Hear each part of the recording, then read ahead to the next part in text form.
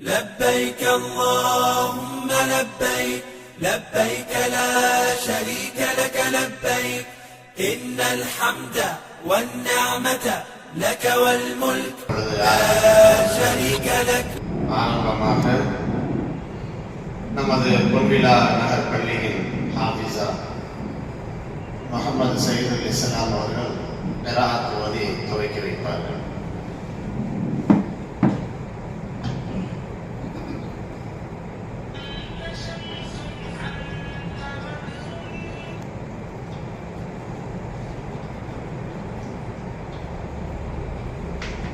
السلام عليكم ورحمة الله وبركاته.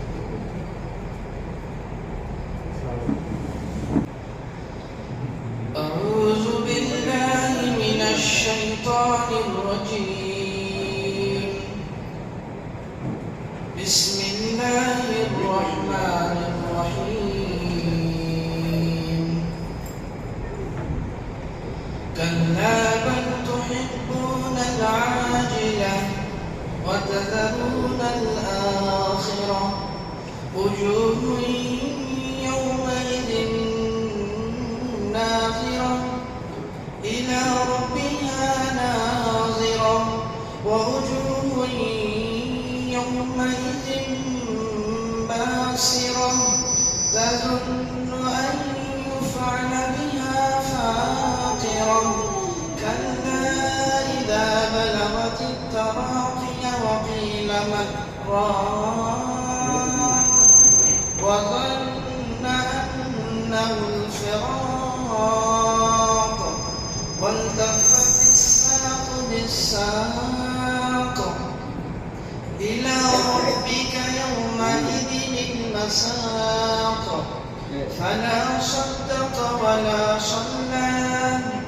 ولكن كذب وتولى ثم ذهب إلى أهله يتمطى أولى لك فأولى ثم أولى لك فأولى أيحسب الإنسان أن يترك سدى ألم يكن نطفة من مني يمنى ثم كان علقة فخلق فسوى فجعل منه الزوجين الذكر والأنثى أليس ذلك بقادر على أن يحيي الموتى صدق الله العظيم.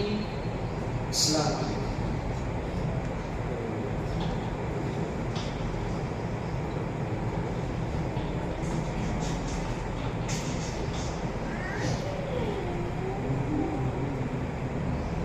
அல்ஹம்துலில்லாஹ். ஆட்சிகள் எல்லாரும் வந்தாச்சுங்களா? லிஸ்ட் எடுத்துடலாமா?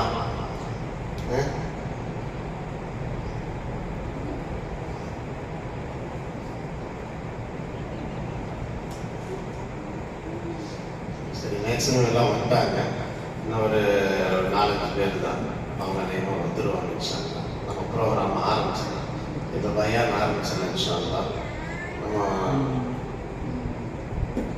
இப்போ இந்த மஜ்லிஸில் வந்து நம்ம ஒரு உயர்ந்த ஒரு நோக்கத்தை எதிர்பார்த்து வாழ்க்கையில் நமக்கு அல்லாஹ் ஜல்ல ஷானஹு தஆலா பாக்கியங்களில் ஒரு மாபெரும் பாக்கியம் அல்லாஹுடைய இல்லத்தை காண்பதற்கு உண்டான ஒரு வாய்ப்பு அல்லாஹ் நமக்கு கொடுத்து நம்ம தேர்ந்தெடுத்திருக்கிறான் தான். சரிங்களா? இன்ஷா அல்லாஹ் சொல்லக்கூடிய விஷயங்களை நாம் ஆர்வத்தோட ஆசையோட எந்த அளவுக்கு உள் வாங்குறோமோ இன்ஷா அல்லாஹ் நம்ம போய் நல்ல முறையில் சிறப்பான முறையில் அமல் செஞ்சுட்டு வர்றதுக்கு என்ன இருக்கும், நல்ல ஒரு சிறந்த வழிகாட்டியாக இருக்கும். அதனால் சொல்லக்கூடிய விஷயங்களை இன்ஷா அல்லாஹ் கவனமாக கேளுங்க. இன்ஷா அல்லாஹ் இப்பொழுது ஆரம்பமாக நமது காட்டூர் பள்ளியினுடைய தலைமை இமாம் மௌலானா மௌலவி முகமது இலியாஸ் பாப்பரி ஹசரத் அவர்கள் இன்ஷா அல்லாஹ் சிறப்புரை வழங்குவார்.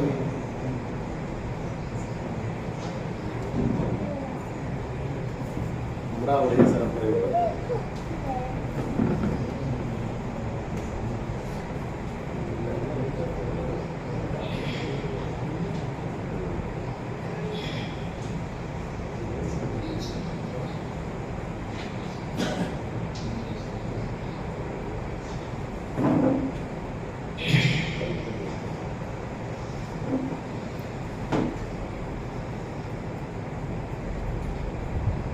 السلام عليكم ورحمة الله وبركاته.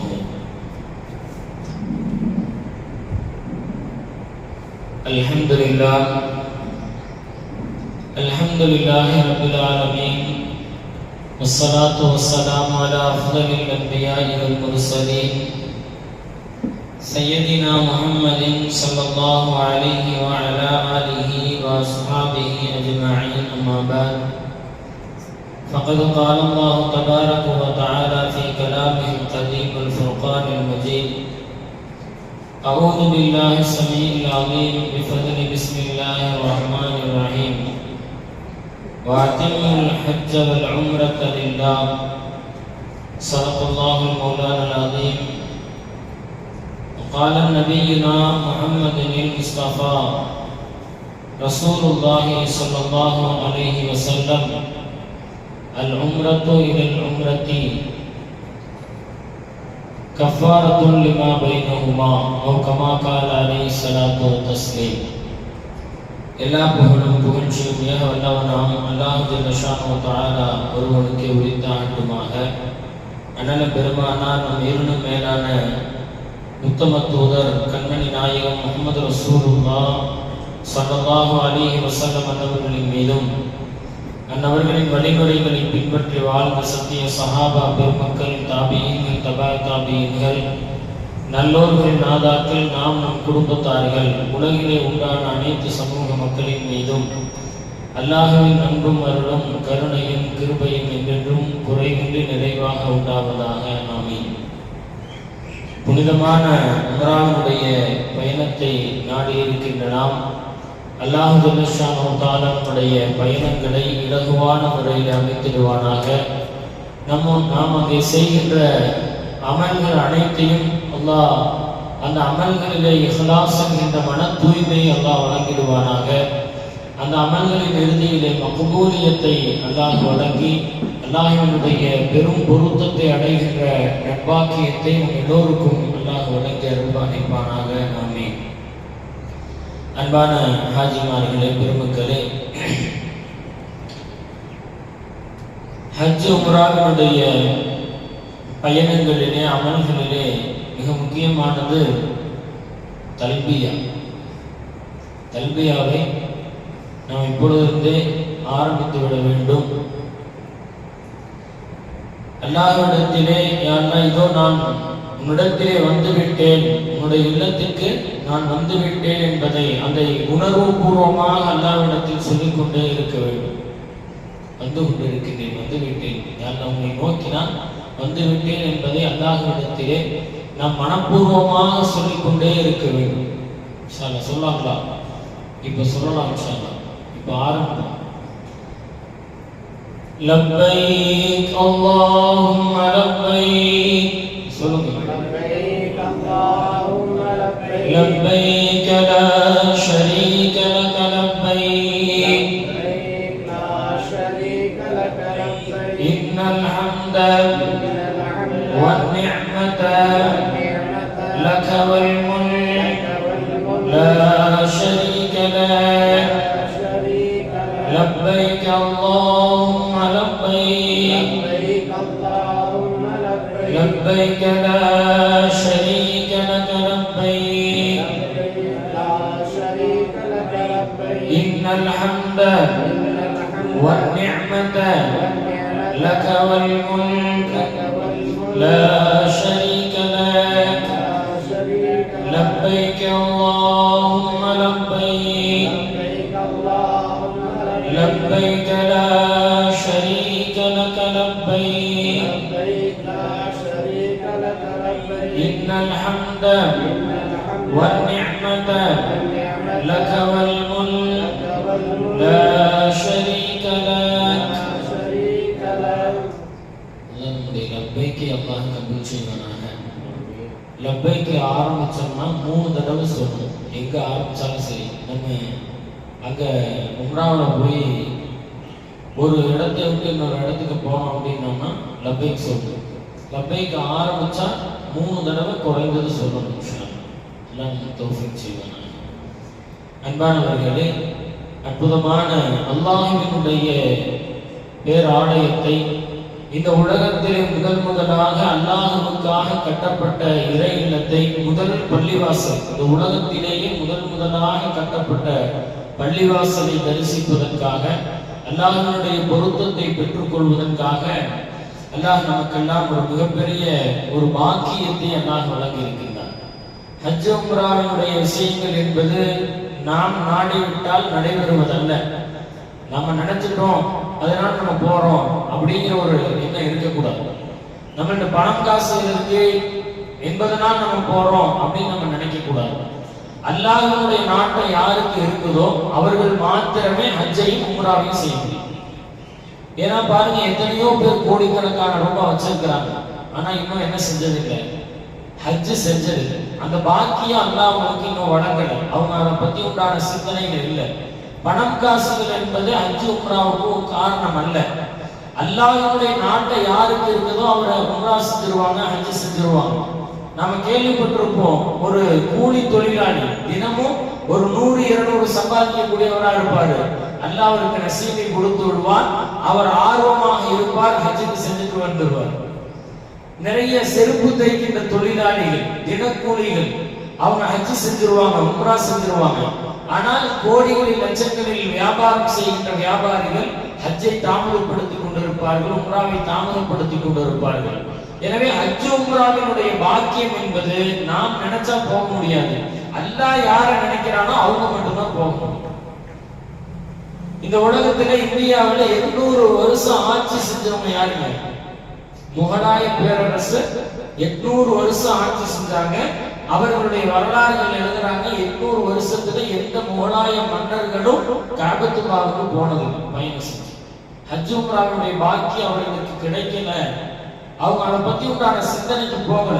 ஏன்னா அவங்களுக்கு இங்க இருக்கின்ற அரசியல் சூழ்நிலைகள் இந்த நிலைகளே சரியா இருந்தனால அந்த பாக்கியமும் அவங்களுக்கு கிடைக்கல. அவங்க ஹஜ் உம்ராவுக்கு போனதில்லை அப்படின்னு அவர்களுடைய வரலாறுகள் எழுதுறாங்க. எனவே ஆட்சி அதிகாரமும் பணம் காசுகளோ இந்த பயணத்தை முடிவு செய்வதல்ல. அல்லாஹ்வுடைய நாட்டை யாருக்கு இருக்குதோ அவங்க மட்டுமே இந்த பயணங்களை பெற முடியும். அப்படிப்பட்ட ஒரு நசீபை அல்லாஹ் என்ன செஞ்சிருக்காங்க, எல்லாம் நமக்கு வழங்கியிருக்கிறனா இல்லையா, அதை நினைத்து நம்ம சந்தோஷப்படணும். அல்லாஹ்வுக்கு அதிகமாக நாம் நன்றி செலுத்தணும். யாருலா இந்த பாவியையும் இந்த புனிதமான பயணத்துக்காக நீ அழைப்பு கொடுத்திருக்கிறியே, அந்த அழைப்பை நாங்கள் ஏற்று வருகின்றோம் அல்லவா, இதற்காக நாங்கள் கோடான கோடி நன்றிகளை நான் உங்களுக்கு செய்கின்றோம் அப்படின்னு அல்லாஹ்ட்ட நம்ம நன்றிகளை தெரிவிக்கிறோம். அதற்காக 2 ரக்காத்து சுக்ரியா நஃபில், நம்ம கிளம்புவதற்கு முன்பாகவே ஒரு 2 ரக்காத்தை சுக்ரியா நஃபில் தொழுது அல்லாஹ்விடத்தில் நம்முடைய நன்றியை அல்லாஹ்விடத்தில் சொல்லுவோம். நம்முடைய பெரும் பாக்கியம். ஹஜ் உம்ராவுக்கு செல்பவர்கள் அல்லாஹ்வினுடைய கூட்டத்தார்கள், வஃதுல்லாஹ், அல் ஹஜ்ஜாஜ் வல் உமார் வஃதுல்லாஹ் என்பதாக ஹதீஸ்களில் பார்த்தோம். ஹாஜிகளும் உம்ராவுக்காக வரக்கூடியவர்களும் அல்லாஹ்வினுடைய சிறப்பான கூட்டத்தார்கள் அப்படின்னு சொல்லி பெருமானார் ஸல்லல்லாஹு அலைஹி வஸல்லம் அவங்க ஹதீஸ்களில் நமக்கு சொல்லுவாங்க. இப்படிப்பட்ட அல்லாஹ் ரசூலினுடைய விருந்தாளிகளாக நாம போறோம். நம்ம ஒரு வீட்டில் நம்ம ஊர்ல இருந்து வேற ஒரு இடத்துக்கு போறோம் அப்படின்னு சொல்லி சொன்னோம்னா நம்ம யாருங்க? அல்லாஹ்வினுடைய விருந்தாளியாக அல்லாஹ்வினுடைய வீட்டுக்கு போறோம். நம்மளுடைய சொந்த பந்தங்களுடைய வீட்டுக்கு போறோம், அவங்களுடைய விருந்தாளிகளா போறோம். அல்லாஹ்வினுடைய வீட்டுக்கு நம்ம போகும்போது நம்ம யாருடைய விருந்தாளிங்க? அல்லாஹ் ரசூலினுடைய விருந்தாளியாக நம்ம போறோம். அந்த ஒரு மகிழ்ச்சி, அந்த ஒரு சந்தோஷம், அந்த நிலையிலேயே நம்ம போவோம். அல்லாஹ்வினுடைய வீட்டுக்கு நம்ம போறோம். அப்ப அல்லாஹ்வினுடைய வீட்டுக்கு விருந்தாளியாக போறவங்க அல்லாஹ் அவங்களை எப்படி கவனிப்பாங்க? அல்லாஹ்வுடைய வீட்டுக்கு விருந்தாளியாக போகின்றவர்கள் எப்படி போக வேண்டும் என்று ஒன்று இருக்கின்றது. அவர்களை அல்லாஹ் எந்த விதத்திலே கவனித்துக் கொள்வான் என்பதையும் நாம் பார்க்கிறோம். நம்ம வீட்டுக்கு ஒரு விருந்தாளி வந்தால் எவ்வளவு சிறப்பான உணவுகள், அவர்களுக்கு சிறப்பான வரவேற்புகள் கொடுக்கிறோம். ஆனா அல்லாஹ் இந்த உலகத்தையும் எல்லா சந்த சராசரங்களையும் எல்லா படைப்பினங்களையும் படைத்த அல்லாஹ்வுடைய வீட்டுக்கு ஒரு விருந்தாளியாக நம்ம போறோம்னா நமக்கு எவ்வளவு சிறப்புகளை அல்லாஹ் வைத்திருப்பான் என்பதை எல்லாம் நம்முடைய மனதிலே நாம் ஏற்றிக் கொள்ள வேண்டும். எனவே அல்லாஹ்வுடைய வீட்டுக்கு நம்ம போறோம்னா நம்ம எப்படி போகணும்? நம்ம ஒரு விருந்தாளியா போறோம். இந்த உலகத்துல ஒரு நிக்காவுக்கோ ஒரு கல்யாணத்துக்கோ அல்லது நம்முடைய குடும்பத்தினுடைய ஃபங்க்ஷன்களுக்கோ நம்ம என்ன செய்யறோங்க? நம்ம விருந்தாளியா நம்ம போறோம் அப்படின்னு சொன்னோம்னா நம்ம என்ன செய்யணும், இப்படி எல்லாம் தயாரிப்பாகும். நம்ம ஆடைகள் புதுசா துணி போடணும், அத்தர் தேய்க்கணும், நம்ம டீசெண்டா போகணும், நம்ம போற இடம் பெரிய இடத்துல நம்மளை கூப்பிட்டுருக்காங்க அப்படின்னு இந்த உலகத்தினுடைய விஷயங்களுக்கு நம்ம இவ்வளவு இதை பார்க்கிறோம். அப்படின்னா அல்லாஹ்வினுடைய வீட்டுக்கு நம்ம போறோம்னா நம்ம எந்த அளவுக்கு தயாரிப்புகள் செய்யணும், எந்த அளவுக்கு நம்மை பரிசுத்தப்படுத்திக் கொள்ளணும், நம்மளுடைய உடலையும் உள்ளத்தையும் நம்ம பரிசுத்தப்படுத்திக் கொண்டு அல்லாஹ்வினுடைய விருந்தாளிகளாக நாம் பாக்கியவான்களாக நம்மை கருத வேண்டும். நாம் அல்லாஹ்வால் தேர்ந்தெடுக்கப்பட்டவர்கள். அல்லாஹ் தேர்ந்தெடுத்துதான் ஹஜ் உம்ராவை கூப்பிடுறான். எல்லா கோடிக்கணக்கான மக்கள்ல எல்லாத்துக்கும் அந்த அழைப்பு இல்லை. யாரை அல்லாஹ் தன்னுடைய தனிப்பட்ட பிரியத்தினால் தனிப்பட்ட பார்வையினால் பார்க்கின்றானோ அவர்களுக்கு மாத்திரமே இந்த விஷயத்தை அல்லாஹ் நசீபாக்குகின்றான். அப்படிப்பட்ட நசீபை அல்லாஹ் நமக்கு வழங்கி இருக்கின்றான். மென்மேலும் இந்த நசீபை அல்லாஹ் நமக்கு அதிகமாக்கி தருவானாங்க. தொடர்ந்து ஹஜ்ஜையும் உம்ராயும் செய்கின்ற நல்ல நசீபுகளை எல்லாம் நமக்கும் நம்முடைய குடும்பத்தார்களுக்கும் எல்லாம் வழங்கிடுவானாக. மீண்டும் மீண்டும் அந்த புனித பூமியிலே நம்முடைய கரங்கள் நம்முடைய கால்கள் படுவதற்குண்டான பாக்கியங்களை எல்லாம் நமக்கு வழங்கிடுவானாக. அன்பானவர்களே, ஒரு விஷயம் ஒரு நசீபு நமக்கு கிடைச்சிருக்கு அப்படின்னு சொன்னா நம்ம அதுக்காக என்ன முயற்சி செஞ்சிருப்போம். உலமாக்கள் சொல்றாங்க, ஒரு நசீப் நமக்கு அல்லாஹ் நாடுறான் அப்படின்னா 3 விஷயம் இல்லாம அல்லாஹ்வுடைய நாட்டம் அந்த நசீப் நமக்கு வராது அப்படிங்கிறது. அதுல மிக முக்கியமானது முதலாவது அல்லாஹ்வுடைய தௌஃபீக். அல்லாஹ்வுடைய நாட்டம் முதல்ல. அல்லாஹ்வுடைய தௌஃபீக் தான் எல்லா காரியங்களிலேயும் அடிப்படை. நம்ம எவ்வளவோ முயற்சிகளை செய்யலாம், எத்தனையோ விஷயங்களை செய்யலாம், அல்லாஹ்வுடைய நாட்டை இல்லாட்டி நம்ம எவ்வளவு தடவை முயற்சி செஞ்சாலும் அது என்ன இருங்க, அல்லாஹ்வுடைய நாட்டை இல்லாட்டி நடக்காது. எனவே அல்லாஹ் நாடியது, அல்லாஹ்வுடைய தௌஃபீக் என்கின்ற அந்த அருள் பார்வை நம்ம மீது இருக்கின்றது. இரண்டாவதாக நம்மளுடைய ஆசையும் ஆர்வமும்.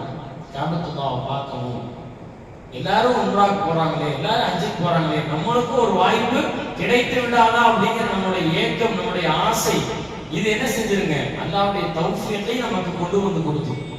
அந்த மாதிரி நம்ம ஒவ்வொருத்தரும் ஆசைப்பட்டிருப்போம்ல, நான் இப்ப ஹஜ்ஜுக்கு போறது, நான் இப்ப உம்ராக்கு போறது, மௌத்துக்குள்ள நான் ஒரு தடவை காபத்துல்லாஹ்வை பார்த்தற வேண்டுமே, இந்த கண்கள் காபத்துல்லாஹ்வை பார்த்தறணுமே அப்படின்னு நம்ம ஒரு ஆசைப்பட்டிருக்கோம்ல. எத்தனையோ பேர் போயிட்டு வராங்க, உம்ராக்கு அடிக்கடி போறாங்களே, நமக்கும் அந்த வாய்ப்பு வேணுமே. நம்மளுடைய உள்ளம் ஏங்குகின்ற அந்த ஏங்குதலை அல்லாஹ் பார்க்கின்றான். அந்த ஆசையும் ஆர்வமும் அல்லாஹ்வுடைய தௌஃபீக்கை நமக்கு கொண்டு வந்து தருகிறது. அதுக்கு அடுத்ததாக மூன்றாவது நம்முடைய முயற்சியும் துஆவும். நம்ம போகணும்னு ஆசைப்படுறோம், என்ன செய்யணுங்க, அதுக்கு உண்டான சின்ன சின்ன முயற்சிகளை நம்ம செய்யணும். அல்லாஹ் அந்த முயற்சிகளை கபூலாக்கும். என்னென்ன முயற்சிகளை செய்வோம், பணம் காசு அப்படி சேர்த்துவோம். பணம் காசு முக்கியம் அல்ல, ஆனால் நம்ம முயற்சி என்ன செய்தாக வேண்டும். இந்த உலகத்துல நம்ம முயற்சி எடுத்தா அல்லாஹ் அதுக்கு உண்டான உதவிகளை செய்யும். முயற்சியும் நம்ம துஆ செய்வோம். ஒவ்வொரு நேர தொழுகையிலையும் துஆ செஞ்சிருப்போம், யா அல்லாஹ் காபத்துல்லாஹ்வை பார்க்கணும், உம்ராவை நசீபாக்கிட்டாங்க. இந்த 3 விஷயங்கள் அமைஞ்ச பெற்றதுதான் இந்த பயணத்தினுடைய முக்கியமான விஷயம். இந்த 3 அமைஞ்சாதான் ஒரு உம்ராவினுடைய ஹஜ்ஜினுடைய விஷயங்கள் அதற்கு அல்லாஹ் நாடுகின்றான் அப்படின்னு நம்ம பார்க்கணும். வேறு யாருக்கு இந்த உம்ராவினுடைய பாக்கியம் யாராருக்கெல்லாம் கிடைக்கும், ஹஜ்ஜினுடைய பாக்கியம் யாராருக்கெல்லாம் கிடைக்கும் அப்படின்னா உலமாக்கள் அழகாக சொல்லி தருவாங்க. ஹஜ்ரத் இப்ராஹிம் நபி அலைஹிஸ்ஸலாம் அவர்கள் காபத்துல்லாஹ் ஷரீஃபை கட்டினார்கள். அவர்களும் அவர்களுடைய மகனார் ஹஜ்ரத் இஸ்மாயில் அலைஹிஸ்ஸலாம் அவர்கள் 2 பேரும் இணைந்து காபத்துல்லாஹ்வை கட்டிட்டாங்க. கட்டின பின்னாடி பார்த்தா யாருமே இல்ல அந்த இடத்துல. அல்லாஹ் சொன்னா கட்டியாச்சு, அல்லாஹ்வுடைய உத்தரவின் பேரில் காபத்துல்லாஹ்வை கட்டி விட்டார்கள். கட்டிட்டு இப்ராஹிம் அலைஹிஸ்ஸலாம் கேட்டாங்க, யா அல்லாஹ் இந்த வனாந்தர இந்த பாலைவனத்துல நான் காபத்துல்லாஹ் நீ சொன்ன உன்னுடைய ஆலயத்தை நான் கட்டிவிட்டேன். இந்த ஆலய யார் இங்க வருவா இந்த பாலைவனத்துல என்று இப்ராஹிம் அலைஹிஸ்ஸலாம் அவர்கள் கவலைப்பட்டாங்க. அப்ப அல்லாஹ் சொன்னா, இப்ராஹிம் அலைஹிஸ்ஸலாம் அவர்களே, நீங்கள் இந்த மலையின் மீது ஏறி இந்த காபத்துல்லாஹ்வுக்கு வாருங்கள் என்று உலகத்தை நோக்கி அழைப்பு கொடுங்கள். நீங்கள் இங்கிருந்து அழைப்பு கொடுங்கள். அந்த அழைப்பை மனிதர்களுடைய காதுகளில் கேட்க வைப்பது அது என்னுடைய பொறுப்பு என்று அல்லாஹ் எடுத்துக்கொண்டார். இப்ராஹிம் அலைஹிஸ்ஸலாம் அவர்கள் அந்த மலையின் மீது ஏறி இப்படி அல்லாஹ்வினுடைய இந்த பைத்துல்லாஹ் கட்டப்பட்டிருக்கின்றது, இதை ஹஜ்ஜையும் உம்ராவையும் செய்வதற்கு உலக மக்களை வாருங்கள் என்று அழைப்பு கொடுத்தார்கள். உலமாக்கள் எழுதுவார்கள், அந்த அழைப்பை அல்லாஹ் எந்தெந்த ரூஹுகளை எல்லாம் கேட்க வைத்தானோ அந்த இப்ராஹிம் அலைஹிஸ்ஸலாமுடைய அழைப்பு எந்தெந்த ரூஹ்கள் எல்லாம் கேட்டதோ அவர்கள் எல்லோருக்கும் ஹஜ் உம்ராவுடைய பாக்கியம் கிடைத்தது. அந்த அழைப்புக்கு யார் யாரெல்லாம் லப்பைக் என்று அந்த ரூஹ்கள் பதிலளித்ததோ அந்த ரூஹ்கள் அனைத்தும் இந்த உலகத்திலே பிறந்த பின்பு திரு காபா ஷரீஃபை பார்க்கின்ற, ஹஜ் செய்கின்ற, உம்ராவை நிறைவேற்றுகின்ற பாக்கியங்களை அந்த ரூஹ்கள் அனைத்தும் பெறும் என்பதை நமக்கு உலமா பெருமக்கள் நமக்கு சொல்லி தருவார்கள். அப்படி இப்ராஹிம் அலைஹிஸ்ஸலாம் அவர்களுடைய அழைப்பை கேட்டவர்கள் நாம். அல்லாஹ் நம்மை கபூல் செய்வானா? அல்லாஹ் உம்ராவுக்கு எப்படி நமக்கு பாக்கியமா வழங்கினானோ அது போன்ற ஹஜ்ஜினுடைய பாக்கியத்தையும் அல்லாஹ் நமக்கு நசீபாக்கி தருவானாக. அன்பான பெருமக்கள், எப்படிப்பட்ட உயர்தரமான ஒரு பயணம், இப்படிப்பட்ட ஒரு தேர்ந்தெடுக்கப்பட்ட பயணம், அல்லாஹ்வுடைய பாக்கியத்தை பெற்ற பாக்கியவான்கள் இருக்கின்ற பயணம், இப்ராஹிம் அலைஹிஸ்ஸலாம் அவர்களுடைய அழைப்பை கேட்ட அந்த ரூஹ்களுடைய பயணம், இப்படி உலகத்தினுடைய முதலான ஒரு பள்ளிவாசலை தரிசிக்க செல்லுகின்ற ஒரு அற்புதமான பயணம். இந்த விஷயத்தை நாம் முதலில் உணர வேண்டும். நமக்கு அல்லாஹ் கொடுத்திருக்கின்ற இந்த பாக்கியம் எப்படிப்பட்டது என்பதை முதலிலே உணர வேண்டும். அந்த பாக்கியத்தை உணர்ந்தால்தான் நாம் அல்லாஹ்வுக்கு சரியான முறையிலே அமல்களை நாம் செய்வோம். ஒருத்தர் பாக்கியம் என்னன்னே உணரல, அவருடைய மதிப்பு தெரியல, ஒரு விஷயத்தினுடைய மதிப்பு தெரியல, அதை அலட்சியமாக எடுத்துக் கொள்வார்கள் மனிதர்கள். பொதுவான வாழ்க்கையிலே அப்படித்தானே. ஒரு 100 ரூபாயினுடைய மதிப்பு தெரியவில்லை என்று சொன்னால் அதை நாம் பத்திரப்படுத்தி வைக்க மாட்டோம். ஆனால் அதனுடைய மதிப்பு தெரிந்துவிட்டால் அதனை நாம் பத்திரப்படுத்தி வைத்துக் கொள்வோம். அது போன்ற இந்த பயணத்தினுடைய மேன்மையும் இந்த பயணத்தினுடைய பரக்கத்துகளையும் நாம் எதனால் இந்த பயணத்திற்கு தயாராக இருக்கின்றோம், அல்லாஹ் ஏன் நம்மை தேர்ந்தெடுத்திருக்கின்றார் என்ற அந்த மகிமையை, மேன்மையை நாம் உணர்ந்து கொண்டோம் என்று சொன்னால் நம்முடைய உள்ளத்திலே ஈமானினுடைய பிரகாசம் அதிகரிக்க செய்யும், ஈமானினுடைய வலிமை அதிகரிக்கும். இந்த பயணம் எதற்காக அல்லாஹ் நம்மை தேர்ந்தெடுத்திருக்கின்றான் என்பதை நாம் முழுமையாக அதை கவனத்திலே கொள்ள வேண்டும். அதே போன்று இந்த பயணம் சாதாரணமானதல்ல. பல ஒரு 10-15 நாள் வியாபாரங்களை விட்டுவிட்டு, குடும்பங்களை விட்டுவிட்டு, அல்லது குடும்பத்தார்களோடு இப்படி பணம் காசுகளை செலவு செய்து உடல் சிரமங்களை எல்லாம் தாங்கிக் கொண்டு, பல்வேறு நோய்கள் இருக்கின்றன, அதையெல்லாம் தாங்கிக் கொண்டு இந்த பயணம் செய்கின்றோம். அப்ப இந்த பயணத்தை எப்படி இருக்கணுங்க? நம் பயனுள்ளதாக இந்த பயணத்தை கழிக்கணும். ஏதோ போகணும்னு நினைச்சோம், பணத்தை கட்டணும், சும்மா போயிட்டு வந்தோம் என்பதாக இருக்கக்கூடாது. ஒவ்வொரு அமல்களையும் எப்படி செய்ய வேண்டும், எப்படி தவாஃபை நிறைவேற்ற வேண்டும், எப்படி உம்ராவை நிறைவேற்ற வேண்டும், சஅய் எப்படி செய்ய வேண்டும், ஒவ்வொரு இடத்திலேயும் என்ன துஆக்களை ஓத வேண்டும், இவை எல்லாவற்றையும் நாம் தெரிந்திருக்க வேண்டும். தெரிந்து அமல் செய்ய வேண்டும். இஸ்லாத்திலே ஒரு விஷயம் இருக்கின்றது. நம்ம எந்த விஷயத்தை செய்யறோமோ அந்த விஷயத்தினுடைய ஃபர்து, வாஜிபுகளை, சுன்னத்துகளை தெரிந்து கொள்வதும் ஃபர்து. தொழுகை நம்ம மேல கடமை. தொழுகை பற்றி உண்டான எல்லா விஷயம் தெரிஞ்சிருக்கிறதும் கடமை. வியாபாரம் செய்யறது கடமை. வியாபாரம் செய்யறோம், வியாபாரம் எப்படி எல்லாம் செய்யணும் செய்யக்கூடாதுங்கிறத ஃபர்ஸ்ட் தெரிஞ்சுக்கிறது கடமை. அந்த மாதிரி உம்ரா செய்ய போறோம் இன்ஷா அல்லாஹ், அந்த உம்ராவை எப்படி செய்ய வேண்டும் என்று தெரிந்து கொள்வதும் கடமை. எனவே ஒவ்வொரு அமல்களையும் குறை வந்து விடாமல் சரியான முறையிலே நிறைவேற்றணும். எப்படி இஹ்ராம் அணிவது, எப்படி ஆண்கள் எப்படி இஹ்ராமினுடைய தவாஃபினுடைய நேரத்தில் எப்படி இருக்க வேண்டும், என்ன ஓத வேண்டும், எல்லா விஷயங்களையும் இன்ஷா அல்லாஹ் தெரிந்து கொள்ள வேண்டும். உம்ராவினுடைய வாஜிபுகளை தெரிந்து கொள்ள வேண்டும், சுன்னத்துகளை, ஃபர்துகளை தெரிந்து கொள்ள வேண்டும். இப்படி ஒவ்வொன்றையும் நாம் கற்றுக்கொண்டு அதன்படி அமல் செய்ய வேண்டும். அதற்குத்தான் அதிகமான நன்மைகளை அல்லாஹ் வழங்குகிறார். ஒரு விஷயத்தை தெரிந்து அமல் செய்வதற்கும் தெரியாமல் அமல் செய்வதற்கும் வித்தியாசம் இருக்கின்றது. வெறுமனே எந்த விஷயத்தையும் படிக்காமல் கேட்காமல் வெறுமனே எல்லாரும் போனாங்க உம்ராக்கு போயிட்டு வர மாதிரி இருக்கக்கூடாது. நாம் முழுமையான முறையில் படித்து அந்த அமல்களை நாம் செய்யணும்.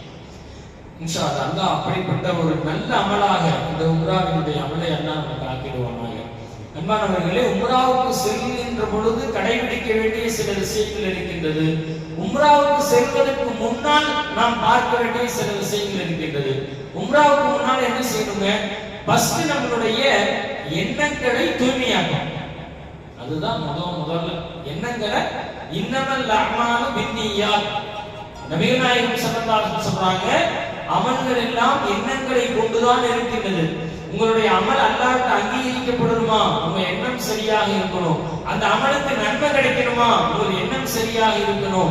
அந்த அமல் பரிபூர்ணமாக இருக்க வேண்டுமா, உங்கள் எண்ணம் சரியாக இருக்கணும். அந்த அமலின் மூலமாக உங்களுடைய ஈமான் அதிகரிக்க வேண்டுமா, எல்லாவற்றுக்கும் உங்களுடைய எண்ணத்தை சரி செய்து கொள்ளுங்கள். நாம எதற்காக போகணும் உம்ராக்கு? அல்லாஹ்வினுடைய பொருத்தத்தை பெறுவதற்காக மட்டுமே நான் உம்ராவை செய்கின்றேன் என்ற நியத்துல இன்ஷா அல்லாஹ் நம்ம வரணும். உம்ராக்கு போயிட்டு வந்தா நம்மளைய 4 பேர் பார்த்து என்ன சொல்லுவாங்க, உம்ராக்குள்ள போயிட்டு வந்துட்டப்பா ஹாஜி அப்படின்னு சொல்லுவாங்கிறதுக்காக ஹஜ் உம்ராவை செய்துவிடக் கூடாது. அடுத்தவர்கள் நம்மை புகழ்வார்கள் என்பதற்காக ஹஜ் உம்ரா செய்துவிடக் கூடாது. அங்கே சென்று பொருட்களை வாங்கிட்டு வந்து கொடுக்கலாங்கிறதுக்காக உம்ரா செய்யக்கூடாது. இப்படி உம்ரா என்பது இஹ்லாஸான எண்ணத்திலே செய்யப்பட வேண்டும். இஹ்லாஸான எண்ணத்திலே செய்யப்பட வேண்டும். முகஸ்துதிக்காக உம்ராவோ ஹஜ்ஜோ செய்துவிடக் கூடாது. முகஸ்துதிக்காக செய்கின்ற அமல்கள் அல்லாஹ் என்ன செய்வான் நாளைக்கு ஆகிரத்துல, பழைய துணியை வீசுவதை போன்று அல்லாஹ் அந்த முகஸ்துதிக்காக செய்யப்பட்ட அமலை, மற்றவர்கள் புகழ்வார்கள் என்பதற்காக செய்யப்பட்ட அமலை அல்லாஹ் பழைய துணியை தூக்கி வீசுவதை போன்று முகத்தில் இருந்து விடுவான். அல்லாஹ் நம்மை எல்லாம் பாதுகாப்பானாக அந்த நிலையில் நம்மளுடைய அமலை இஹ்லாஸான முறையிலே செய்வதற்கு உண்டான நல்ல நசீபை அல்லாஹ் நமக்கு தருவாங்க. அப்ப நம்ம அமல்ல முதலாக நாம் கவனிக்க வேண்டியது இஹ்லாஸ். அல்லாஹ்வுக்காகவே முழுமையாக நான் செய்ய வேண்டும். அதனால அல்லாஹ் திருக்குர்ஆன்ல சொல்வான், வஅதிம்முல் ஹஜ்ஜ வல் உம்ரத லில்லாஹ். நீங்க ஹஜ்ஜையும் உம்ராவையும் அல்லாஹ்வுக்காகவே நிறைவேற்றுங்கன்னு அல்லாஹ் சொல்றான். வேற எதற்காகவும் இல்ல, முழுமையாக அல்லாஹ்வுக்காகவே நீங்கள் நிறைவேற்றுங்கள் அப்படின்னு அல்லாஹ் நமக்கு சொல்லி தருவான் திருக்குர்ஆன் ஷரீஃப்ல. இரண்டாவதாக நாம் செய்ய வேண்டிய விஷயம் பாவ மன்னிப்பு, இஸ்திக்ஃபார். அல்லாஹ்விடத்திலே பாவ மன்னிப்பு அதிகமா தேவை. பாவ மன்னிப்பு எதுக்காக தேடுறோம்? ஒரு நல்ல காரியத்துக்காக தான் நமக்கு நசீபாக்கி இருக்கிறான். நம்ம இந்த உலகத்துல நிறைய பாவங்களை செய்கிறோம். அந்த பாவ கரைகளோடு நாம் அல்லாஹ்ட்ட போய் நிற்க கூடாது. அந்த பாவ கரைகளோடு நாம் காபத்துல்லாவை பார்த்தால் அங்கு நின்று துஆ செய்தால் நம்முடைய பாவங்கள் எல்லாம் போய்விடும் என்பது வேறு விஷயம். அதற்கு முன்னதாக நாம் பரிசுத்தமாய் செல்ல வேண்டும். இங்கே நல்ல ஆடை உடுத்திட்டு போவோமா, அல்லது இஹ்ராமினுடைய வெள்ள ஆடை உடுத்திட்டு போவோம். இப்படி உடுத்தி செல்லுகின்ற பொழுது நம்முடைய உடல் தூய்மையாக இருக்கின்றது, ஆடை தூய்மையாக இருக்கின்றது, நம்முடைய உள்ளமும் தூய்மையாக இருக்க வேண்டும். அந்த உள்ள தூய்மை எப்படி ஏற்படும்? நாம் இஸ்திக்ஃபார்களை அதிகமாக சொல்ல வேண்டும், ஸலவாத்துக்களை அதிகமாக சொல்ல வேண்டும். நபி ஸல்லல்லாஹு அலைஹி வஸல்லம் அவர்களுக்கு ஸலவாத்துக்களை இங்கிருந்து எடுத்து செல்ல வேண்டும். நிறைய ஸலவாத்துக்களை ஓதி கொண்டு போய் அங்கே நின்று பெருமானார் ஸல்லல்லாஹு அலைஹி வஸல்லம் அவர்களுக்கு நாம் இவ்வளவு ஸலவாத்துக்களை யா ரசூலல்லாஹ் உங்களுக்காக நான் என்னுடைய ஊரிலிருந்து ஓதி கொண்டு வந்திருக்கின்றேன். ஒவ்வொரு பெரியார்களுடைய வாழ்க்கையை பார்க்கின்ற பொழுது, பெரியார்களுடைய வாழ்க்கையை நாம் பார்க்கின்ற பொழுது லட்சக்கணக்கான ஸலவாத்துக்களை ஓதி கொண்டு செல்வார்கள்.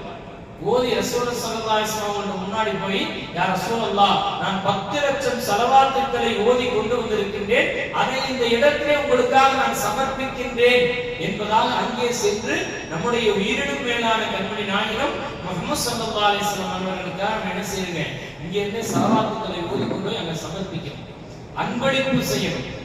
நம்ம ஒருத்தவங்களை பார்க்க போறோம்னா என்ன செய்வோம்? அன்பளிப்பு வாங்கிட்டு போனோம்ல. வீட்டுக்கு யாராச்சும் வீட்டுக்கு போறோம், ஏதாச்சும் ஃப்ரூட்ஸ் வாங்கிட்டு போவோம், ஏதாச்சும் ஸ்நாக்ஸ் வாங்கிட்டு போவோம். கண்டிப்பா மனிதர்களுக்கு மத்தியில இப்படி போகும்போது அல்லாஹ்வுடைய வீட்டுக்கு போறோம், ரசூல் ஸல்லல்லாஹு அலைஹி வஸல்லம் அவர்களை பார்ப்பதற்காக, அவர்கள் அடங்கி இருக்கின்ற, அவர்கள் உயிரோடு அங்கே அடங்கி இருக்கின்ற அந்த ரவுதா ஷரீஃபுக்கு நாம் போகின்றோம். பெருமானார் ஸல்லல்லாஹு அலைஹி வஸல்லம் அவர்கள் மறைந்திருக்கின்றார்கள், நம்மை விட்டு, நம்முடைய கண்களை விட்டு மறைந்திருக்கின்றார்கள், அங்கே உயிரோடு இருக்கின்றார்கள். நாம் இங்கே இருந்து சொல்லுகின்ற ஒவ்வொரு ஸலவாத்துக்களும் ஒவ்வொரு நாளும் பெருமானார் ஸல்லல்லாஹு அலைஹி வஸல்லம் அவர்களுக்கு எத்தி வைக்கப்படுகின்றது. இந்த இவருடைய மகனார், நம்முடைய அத்தாவினுடைய பெயரை சொல்லி, இவருடைய இன்னாருடைய மகன் இன்னார் உங்களின் மீது யா ரசூலல்லாஹ் ஸலவாத்து சொன்னார் என்பதை மலக்குமார்கள் ஒவ்வொரு நாளும் இங்கிருந்து எத்தி வைத்துக் கொண்டே இருக்கின்றார்கள். அப்படிப்பட்ட நாயகம் ஸல்லல்லாஹு அலைஹி வஸல்லம் அவர்களை தினமும் நாம் ஸலவாத்துக்கள் ஓதி அனுப்புகின்றோம். நேரடியாக அவர்களை சந்திப்பதற்காக நாம் செல்லுகின்ற பொழுது நாம் இன்னமும் அதிகமாக ஒரு அன்பளிப்பாக பெருமானார் ஸல்லல்லாஹு அலைஹி வஸல்லம் அவர்களுக்கு செய்ய வேண்டிய அன்பளிப்புகளில் மிக உயர்வானது என்னங்க? ஸலவாத்துக்களை அதிகமாக ஓதி செல்வது. இன்ஷா அல்லாஹ் செய்யலாங்களா? ஸலவாத்தை இன்னொரு 8 நாள் இருக்கு, அதுக்குள்ள தினம் ஒரு 1000 ஸலவாத்தாச்சு இன்ஷா அல்லாஹ் நம்ம ஓதிய நம்ம பெருமானா ஸல்லல்லாஹு அலைஹி வஸல்லம் போய் அங்க எத்தி வைக்கணும். யா ரசூலல்லாஹ் உங்களுக்காக இந்த ஸலவாத்தை நான் கொண்டு வந்திருக்கிறேன். எல்லாம் தௌஃபீக் செய்வாங்க. அன்பான பெருமக்களே, இப்படி நாம போறதுக்கு முன்னாடி நம்முடைய எண்ணங்களை சீர் செய்து கொள்ள வேண்டும். இரண்டாவதாக பாவ மன்னிப்பு இஸ்திக்ஃபார் செய்யணும். யா அல்லாஹ் என்னுடைய பாவங்களை மன்னிச்சிரு யா அல்லாஹ், நீ தூய்மையான ஒரு இடத்துக்கு எங்களை அழைத்திருக்கிற, அதற்கு முன்னாலேயே எங்களுடைய பாவங்களை அழிச்சிரு. நான் கஅபத்துல்லாவை பார்ப்பதற்கு முன்னாலேயே எங்களுடைய பாவங்கள் எல்லாம் நாங்கள் தௌபா செய்கின்றோம், இனிமேல் அந்த பாவத்தை நாங்கள் செய்ய மாட்டோம் என்று தௌபா செய்துவிட்டால் அங்கே சென்றால் நம்முடைய அந்தஸ்துக்களை அல்லாஹ் உயர்த்துகின்றான். இவ்வுலகத்திலேயும் மறுமையிலேயும் அந்தஸ்துக்களை அல்லாஹ் உயர்த்துகின்றான். அப்ப பாவ மன்னிப்பு இஸ்திக்ஃபார், அஸ்தக்ஃபிருல்லாஹ் அலீம் அல்லது அஸ்தக்ஃபிருல்லாஹ் ரப்பி மின் குல்லி தம்பின் வ ஹதீஅத்தின் வ அதூபு இலை. தௌபா செய்து அல்லாஹ்ட்டே மேல் இந்த பாவத்தை செய்ய மாட்டேன் யா அல்லாஹ், நீ எனக்கு அற்புதமான ஒரு வாய்ப்பை எனக்கு வழங்கி இருக்கின்றாய், உன்னுடைய புனிதமான காபாவை பார்க்கின்ற அந்த தரிசனத்தை எனக்கு தந்திருக்கின்றாய், இனி இந்த கண்களை கொண்டு நான் பாவங்களை செய்ய மாட்டேன், என்னுடைய கரங்களால் பாவங்களை செய்ய மாட்டேன், பாவமான விஷயங்களின் பக்கம் நடக்க மாட்டேன் என்று அல்லாஹ்விடத்தில் ஒரு முனாஜாத், அல்லாஹ்வோடு பேசிவிட்டு செல்ல வேண்டும். யா அல்லாஹ் என்னுடைய பாவங்களை இதோடு அழித்து விடு யா அல்லாஹ். அடுத்ததாக மூன்றாவதாக நாம் பார்க்கின்றோம், அடியார்களுக்கு செய்ய வேண்டிய கடமைகளை சரி செய்துவிட்டு செய்வது. அடியார்களுக்கு செய்ய வேண்டிய கடமை யாருக்கு? நம்மோடு வாழுகின்ற நம்முடைய உறவினர்கள், குடும்பங்கள், நம்முடைய நண்பர்கள், சமுதாயத்தில் இருக்கின்ற மக்கள், இவங்களுக்கு ஏதாவது நம்ம குறைவுகளை ஏற்படுத்தி இருந்தோம்னா அதை நிறைவு செய்ய. என்ன குறைவு ஏற்படுத்தி இருந்தால், சில பேரு பெற்றோர்களுக்கு ஏதாவது குறைவுகள் ஏற்படுத்தி இருந்தால் அதை நிவர்த்தி செய்துவிட்டு செல்வது, அவர்களுக்கு கண்ணியம் அளித்து விட்டு செல்வது, உறவினர்களுக்கு பேசாம இருந்தா என்ன செய்வது, அதை நிவர்த்தி செய்துவிட்டு அவர்களோடு முசாபஹா செய்து, அவர்கள் நமக்கு ஏதாவது செய்திருந்தால் அதை மன்னித்து, நாம் அவர்களுக்கு ஏதாவது குற்றம் குறைகளை இழைத்திருந்தால் அதற்காக அவர்களிடத்தில் மன்னிப்பு கேட்டு, இது போன்று நாங்கள் உம்ராவுக்காக செய்கின்றோம், துஆ செய்யுங்கள் என்று அந்த அடியார் மனிதர்களுக்கு மத்தியிலே ஏற்பட்ட அந்த கசப்புகளை எல்லாம் களைந்து விட்டு நிம்மதியான முறையிலே செல்ல வேண்டும்.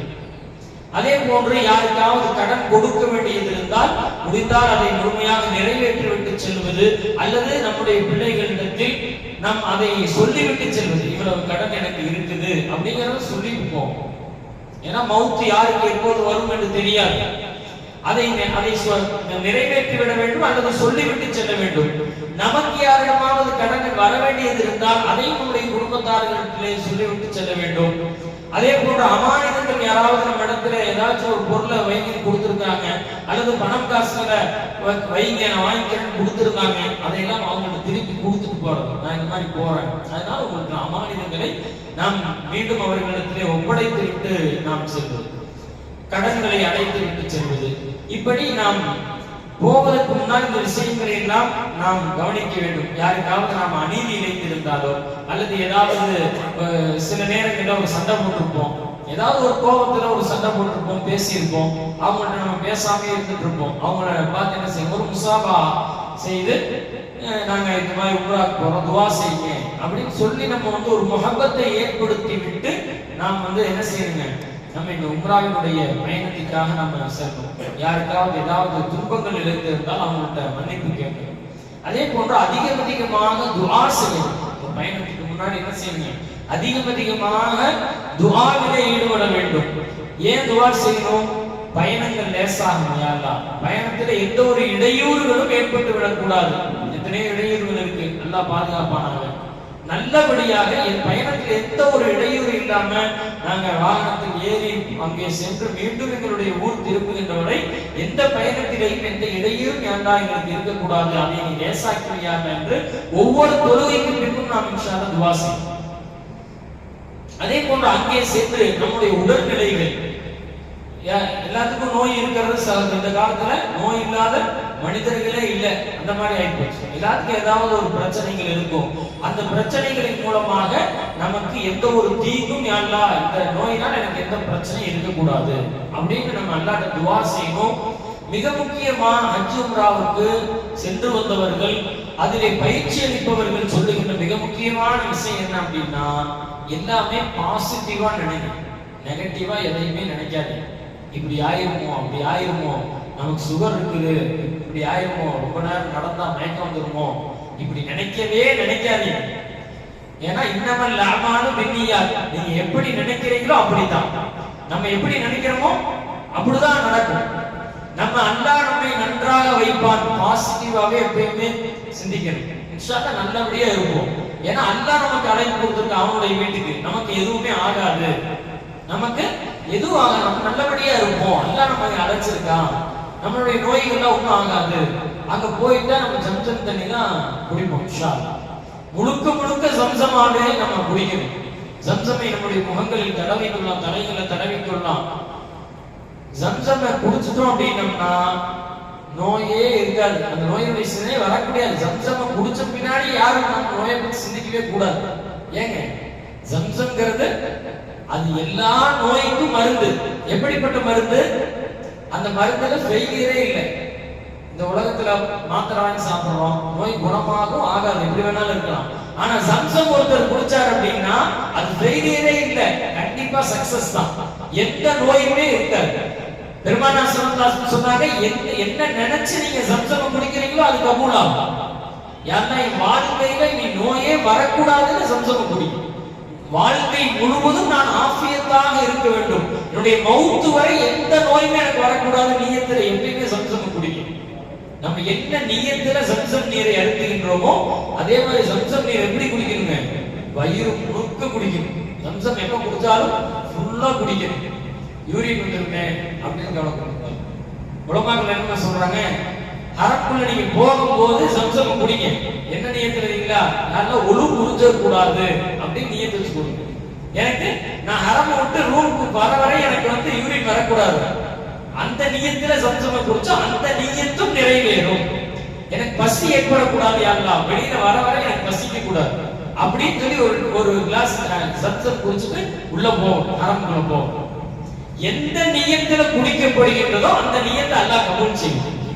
அப்போ ஒவ்வொரு நேரத்திலையும் துவா ஓதி ஓதி நம்ம ஜம்சம் குடிக்கணும். ஜம்சம் நீர் குடிப்பதற்கு பெருமானார் ஸல்லல்லாஹு அலைஹி வஸல்லம் ஒரு துவாவை சொல்லியிருக்காங்க. அல்லாஹும்ம இன்னா நஸ்அலுக இல்மன் நாஃபியன் வ அமலன் முதகப்பலன் வ ரிஸ்கன் வாசியன் வ ஹலாலன் தய்யிபன் வ ஷிஃபாஅன் மின் குல்லி தா. இது பெருமானார் ஸல்லல்லாஹு அலைஹி வஸல்லம் ஜம்சம் குடிக்கும்போது இந்த துவாவை ஓதுனாங்க. இந்த துவாவை நம்ம ஓதணும். நமக்கு என்னவெல்லாம் தேவையோ எல்லாத்தையும் கேட்கணும் ஜம்சம் குடிக்கும்போது. அப்ப நம்ம என்ன செய்யக்கூடாது? நம்ம நோயை கண்டு நம்ம என்ன செய்யக்கூடாது? பயப்படக்கூடாது. நம்மளால முடியுமா, நடக்க முடியுமா, போக முடியுமா, வர முடியுமா, இந்த சிந்தனையே இருக்கக்கூடாது. எல்லாமே பாசிட்டிவா கண்டிப்பா நம்ம போக முடியும். நம்ம மன உறுதி தான். நம்ம மன உறுதி இருந்தா எங்க வேண்டுமானாலும் போகலாம், எவ்வளவு தூரம் வேண்டுமானாலும் நடக்கலாம். அதனால அந்த நெகட்டிவான சிந்தனைகளை விட்டுறணும். எல்லாமே பாசிட்டிவா இன்ஷா அல்லாஹ் நம்மளுடைய சிந்தனைகள் அப்படி நம்ம அமைச்சுக்கணும். அப்ப துவாவை அதிகமாக நாம அல்லாஹ்விடத்திலே துவா நிறைய செய்யணும்.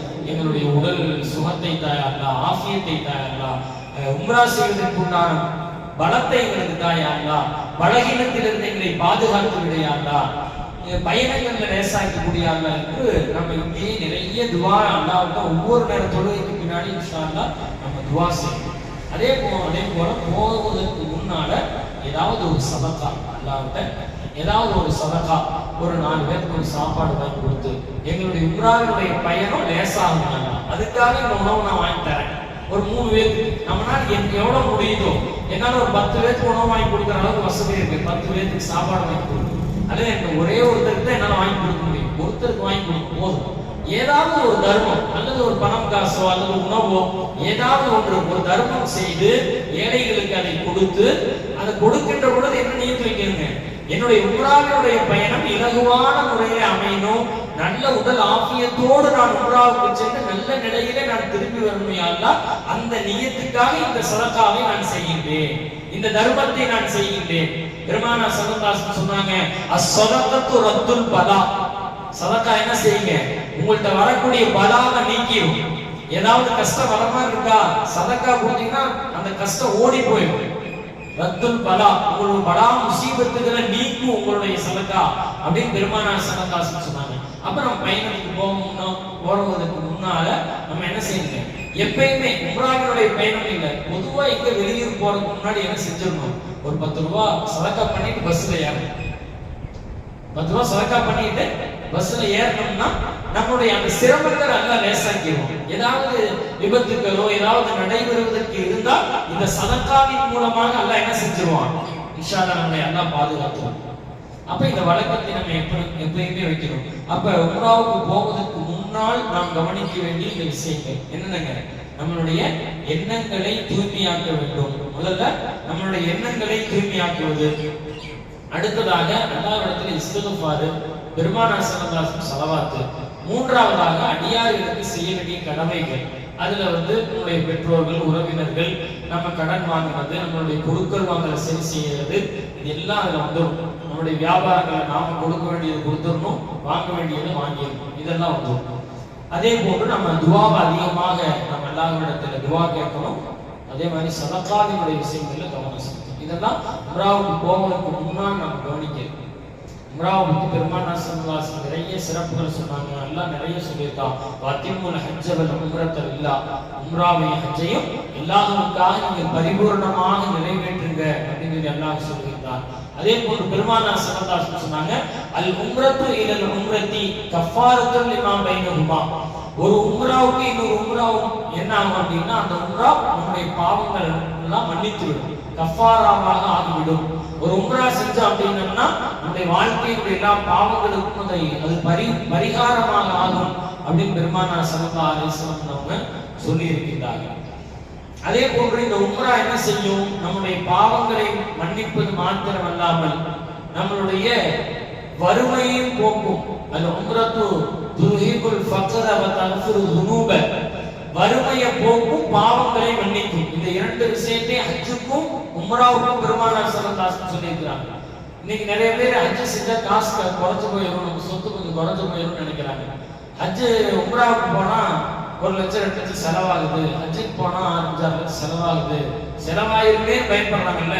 அல்லாஹ் என்ன சொல்றான், ரசூல் ஸல்லல்லாஹு அலைஹி வஸல்லம் என்ன சொல்றாங்க அப்படின்னா, ஹஜ் உம்ரா உங்களுடைய வறுமையை போக்கும், ஹாஜி என்றைக்குமே ஏழையாக மாட்டார் அப்படின்னு பெருமானார் ஸல்லல்லாஹு அலைஹி வஸல்லம் அவங்க சொன்னாங்க. ஹாஜி என்றைக்குமே என்ன செய்ய மாட்டாருங்க, ஏழையாக மாட்டார் அப்படின்னு சொல்லியிருக்கிறாங்க. இப்படி உம்ராவை பற்றி, ஹஜ்ஜை பற்றி பெருமானார் ஸல்லல்லாஹு அலைஹி வஸல்லம் நிறைய விஷயங்கள் நமக்கு சொல்லியிருக்கிறாங்க. நம்ம அங்க போய் தவாஃப் செய்யறோம், அந்த தவாஃபுக்கு எந்த அளவுக்கு நாயகம் ஸல்லல்லாஹு அலைஹி வஸல்லம் சிறப்பு சொன்னாங்க. நீங்க தவாஃப் செய்யறதுக்காக ஒரு எட்டு வச்சுட்டு அடுத்த 8 வைப்பதற்கு முன்னால் மன் தவாஃப பில் பைத்தி, யார் கஅபத்துல்லாஹை தவாஃப் செய்கின்றார்களோ, வலம் யர்ஃபஅ கதமன், அவங்க என்ன செய்யல, பாதத்தை உயர்த்தல, வச்ச பாதத்தை எடுக்கல, அடுத்த 8 வைக்கிறதுக்காக எடுக்கல, இன்னும் வலம் யதா உஃரா, அடுத்த 8 இன்னும் வைக்கல, ஒரு 8 வச்சுட்டு அடுத்ததுக்கு இன்னும் எடுக்கல, அதுக்கு முன்னாடி எல்லாம் என்ன செஞ்சிடறான், இல்லா கதபல்லாஹு லஹு ஹஸனத்தன், ஒரு காலை வச்சுட்டு எடுக்கிறதுக்கு முன்னாடி ஒரு நன்மை அல்லாஹ் எழுதிடுறான், வஹத்த அன்ஹு பிஹா ஹதியத்தன், ஒரு பாவத்தை அல்லாஹ் மன்னிச்சிடுறான், வரஃபஅ லஹு பிஹா தரஜா, ஒரு அந்தஸ்து அல்லாஹ் உயர்த்தறான்.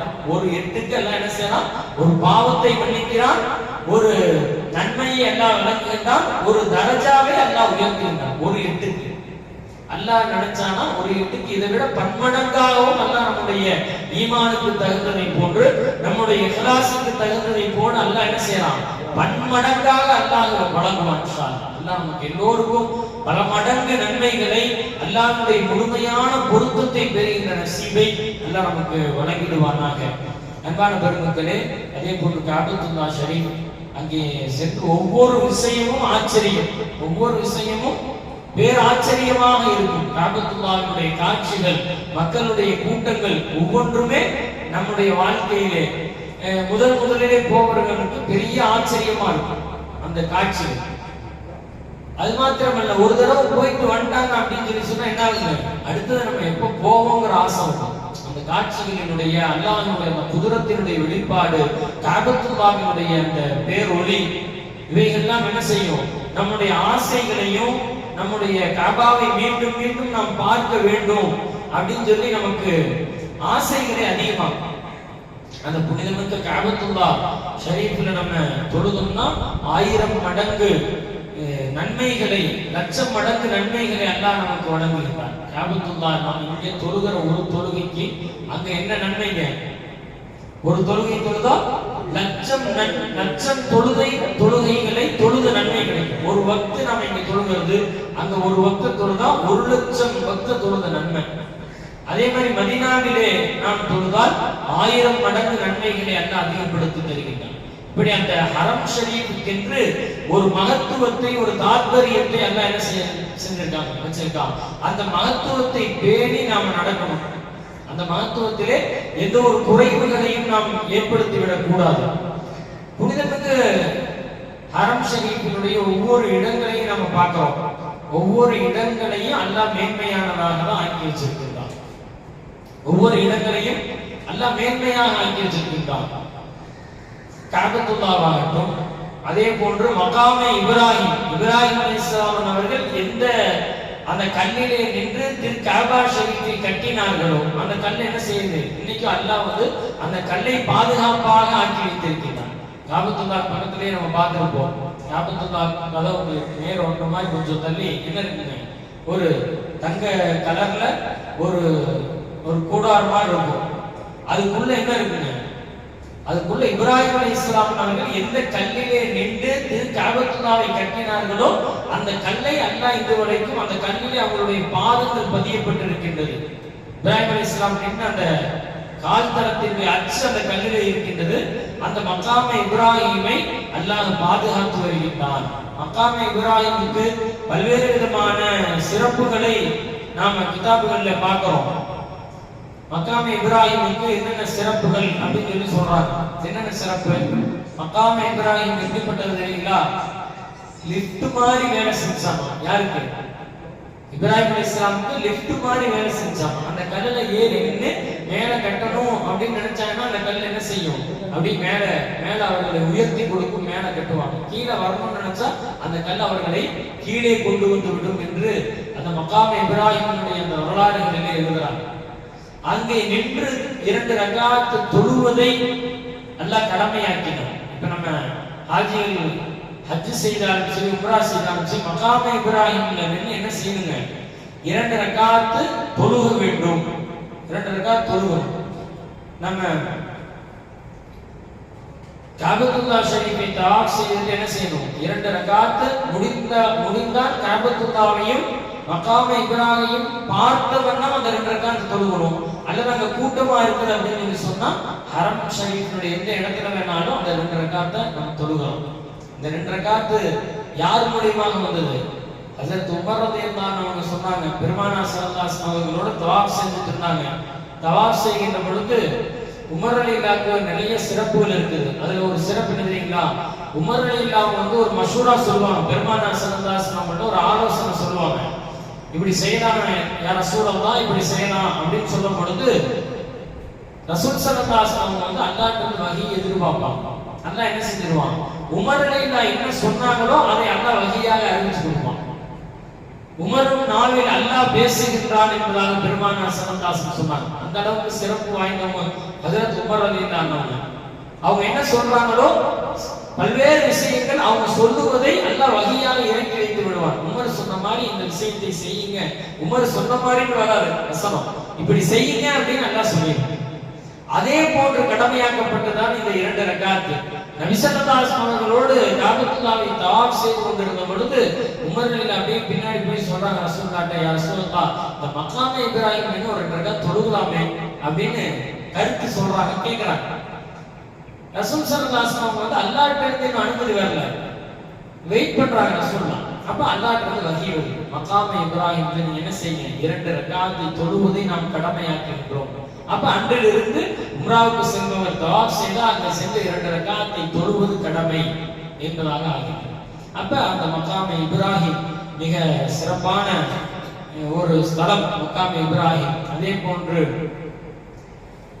ஒவ்வொரு பாபு முல்தஸிம், அதுவும் முக்கியமான காபத்துல்லாவின் அந்த ஹஜ்ருல் அஸ்வத் கல், அதற்கும் அந்த காபாவினுடைய வாசலுக்கும் இடைப்பட்ட பகுதி, துவா அங்கீகரிக்கப்படுகின்ற பகுதி. நாம் அங்க நின்று என்ன துஆ கேட்டாலும் பொதுவாகவே ஹரம் ஷரீஃபினுடைய ஒவ்வொரு விஷயங்களும் துஆ ஒவ்வொரு இடங்களும் அல்லாஹ்வால் துஆ அங்கீகரிக்கப்படுகின்ற இடங்கள். ஹஜ்ருல் அஸ்வதினுடைய இடமாகட்டும், காபத்துல்லாஹ்வினுடைய வாசற்படியாகட்டும், அல்லது கஅபாவினுடைய ஒவ்வொரு மூலைகளாகட்டும், சஃபா மர்வாவினுடைய குன்றுகளாகட்டும், மலை குன்றுகளாகட்டும், ஜம்சம் தண்ணீருடைய கிணறு, ஜம்சம் தண்ணீர் குடிக்கின்ற அந்த நேரங்கள், இப்படி ஒவ்வொன்றுமே அல்லாஹ்விடத்திலே மிக முக்கியமான விஷயங்கள். அல்லாஹ் துஆவை கபூலாக்குகின்ற விஷயங்கள். அந்த இடங்களில் எல்லாம் நாம் அல்லாஹ்விடத்திலே அதிகமாக நம்முடைய தேவைகளை அல்லாஹ்விடத்திலே அதிகமாக கேட்க வேண்டும்.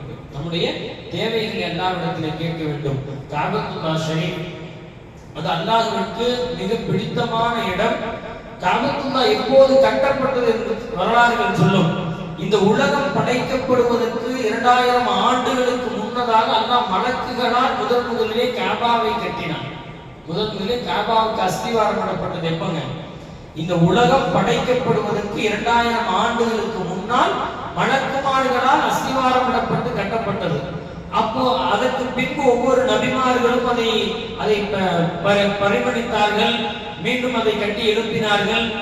கடைசியாக இப்ராஹிம் அலைஹிஸ்ஸலாம் அவர்கள் அதை புதுப்பித்து அல்லாஹ் அவர்களை கட்ட வேண்டும் என்று அவர்களுக்கு உத்தரவிட்டான். அதன் பேருடைய ஹஜ்ரத் இஸ்மாயில் அலைஹிஸ்ஸலாம் அவர்களோடு தன்னுடைய மகனாரோடு இணைந்து அந்த திரு காபா ஷரீஃபை கட்டினார்கள் என்ற வரலாறுகளை எல்லாம் பார்க்கிறோம்.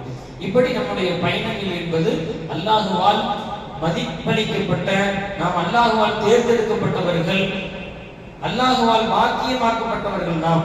அப்படிப்பட்ட இந்த புனிதமான பயணம், இந்த பயணத்திலே நாம் போவதற்கு முன்னால் செய்ய வேண்டிய இந்த விஷயங்களை எல்லாம் நாம் கவனிக்க வேண்டும்.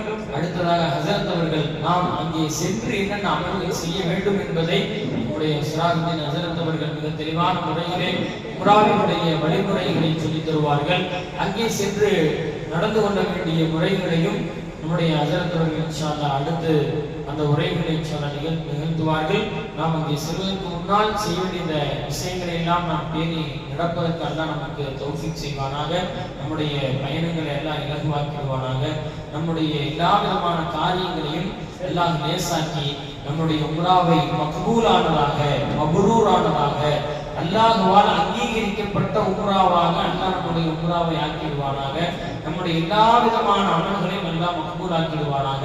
நம்முடைய மதீனாவினுடைய ஜியாரத் பயணத்தை எல்லாம் மக்பூலானதாக ஆக்கி பெருமானார் நபிகள் நாயகம் ஸல்லல்லாஹு அலைஹி வஸல்லம் அவர்களுக்கு அஸ்ஸலாத்து வஸ்ஸலாமு அலைக்க யா சய்யதி யா ரசூலல்லாஹ் என்று அவர்கள் முன்னிலையிலே சலாம் சொல்லுகின்ற பாக்கியத்தையும், அந்த சலாமிற்கு பதில் பெறுகின்ற ஒரு நல்ல நசீபையும் அல்லாஹ் அத்துணை நபர்களுக்கும் அல்லாஹ் வழங்கி அருள்பாலிப்பானாக. வாஹிரு தஅவானா அல்ஹம்துலில்லாஹி ரப்பில் ஆலமீன். அஸ்ஸலாமு அலைக்கும் வரஹ்மத்துல்லாஹி வபரகாத்துஹு.